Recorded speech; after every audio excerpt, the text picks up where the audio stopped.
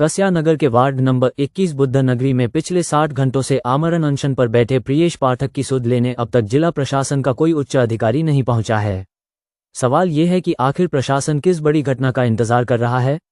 सरकारी bus station के पास स्थित करबला मजार की बाउंड्री वाल की राजस्व टीम ने नापी कर स्पष्ट किया कि पीडब्ल्यूडी की जमीन पर अवैध कब्जा कर निर्माण किया गया है। निशान भी लगा दिए गए, लेकिन 15 दिन बीत जाने के बाद भी न तो नगर पालिका हरकत में आई और न ही तहसील प्रशासन ने कोई ठोस कार्रवाई की। रोड चौड़ीकरण और अतिक्रमण हटाने की बातें करने वाला प्रशासन आज चुप क्यों है? आमरण अनशन स्थल से महज 1.5 से 2 किलोमीटर दूर खुले में पशु कटान और व्यापार की शिकायतें हैं, फिर भी जिम्मेदार अधिकारी दफ्तरों में बैठकर सिर्फ कागजी कार्रवाई तक सीमित हैं। प्रियेश पाठक का कहना है, अगर प्रशासन मेरे मरने का इंतजार कर रहा है तो यह अनशन मेरे अंतिम सांस तक जारी रहेगा। अब देखना यह है कि कस्या प्रशासन संवेदनशीलता दिखाएगा या फिर किसी बड़े अनहोनी का इंतजार करेगा। आमरण अनशन पे बैठे हैं, क्या मांगे हैं, किस लिए बैठे हैं? जी, गोरखपुर कुशीनगर मार्ग पे कस्या से आते हुए रोड तक करबल्ला ने अवैध जमीन कब्जा करके रखा है।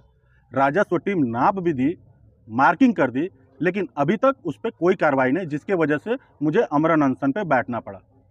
पिछले कितने दिनों से आप बैठे हुए हैं? 3 दिन से बैठे हैं, 60 घंटे से बिना जल के बैठे हुए हैं। जिस जमीन पे अवैध रूप से कब्जा करके मस्जिद या मदरसा जो भी बनाया गया है, किस तरह की जमीन है वो? देखिए, उस समय के तत्कालिक चेयरमैन उन्हीं मतलब नगर पालिका बना तो सबसे पहले मुस्तफा बैद हुए।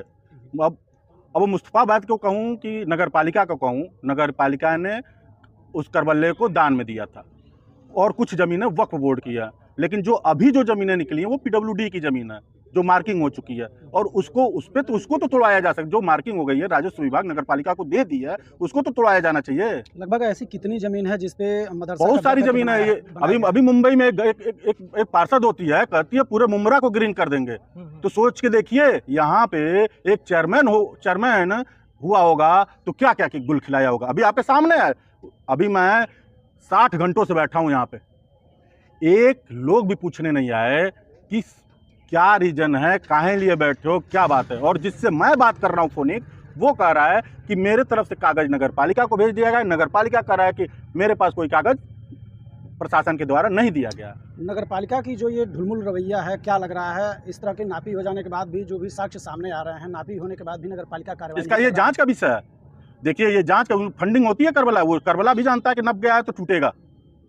और मैं बैठ गया हूँ 60 घंटे से, तो अगले 60 घंटे नहीं, जब तक मैं जिंदा रहूंगा तब तक इस आमरण अनशन पे बैठा रहूंगा। तो उस किनारे भी दुकानें लगा, रोड अब तक दुकानें लगा दी हैं लोग।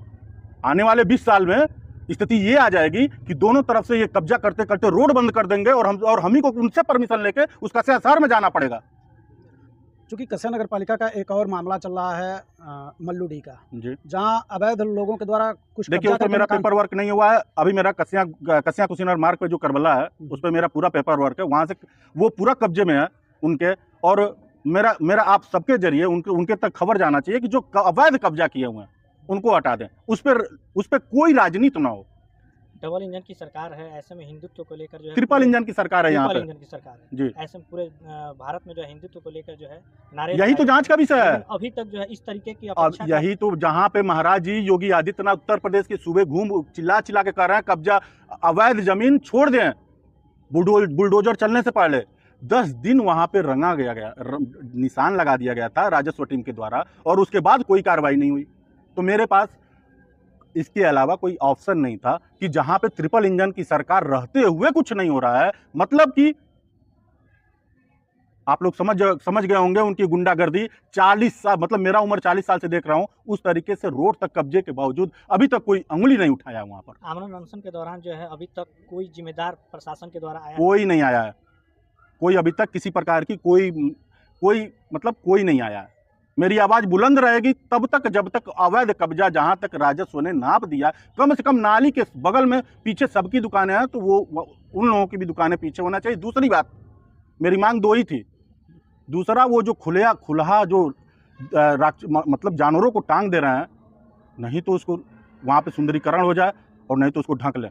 जैसे फल और सब्जी की दुकानें दूसरी जगह लग सकती हैं, तो उनकी दुकानें दूसरी जगह क्यों नहीं लग सकती है? पोर्स एरिया है भैया, वहाँ से 500 मीटर पे एयरपोर्ट पड़ता है, 500 मीटर पे महापरिनिर्वाण स्थली है और 1 किलोमीटर पे मेरा घर है।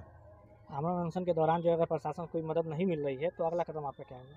बस मैं ऐसे ही मैं अपने युवाओं को, हिंदू भाई बहनों को जगा रहा हूँ कि अभी भी जाग जाइए, नहीं तो वहाँ पे टिकट लेके उनके वहाँ कसिया में जाना पड़ेगा।